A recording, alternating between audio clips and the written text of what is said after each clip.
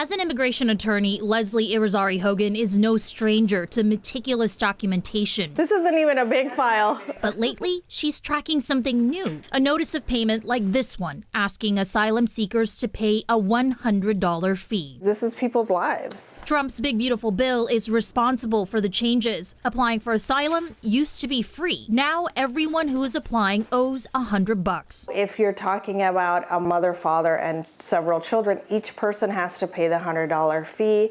They have to pay it when they're advised of it within 30 days. In this Department of Homeland Security notice from July, the rules are clear. U.S. Citizenship and Immigration Services will reject or deny any immigration benefit requests that are submitted without all of the fees required. Originally, the feds were requiring this fee annually as long as the application was pending. A federal judge has temporarily blocked that order. For asylum seekers, especially the ones who have waited for decades to have their cases heard, the stakes are high. All that you've worked for and waited for to present your case, why you're fearful and why you should be allowed to stay in the U.S. is gone. Federal officials say the new charge is meant to help cover the cost of handling asylum cases. Irizarry-Hogan says the rollout has been confusing. Despite the fee not applying retroactively, she's gotten notices for clients who have applied for asylum years ago. It says the receipt date, which is 7/8/2019. So, for example, my client filed their asylum in 2019. She's advising people to pay to avoid all risks. I think it's indicative of this administration of you're not welcome in this country. Let's make this as complicated and confusing as possible.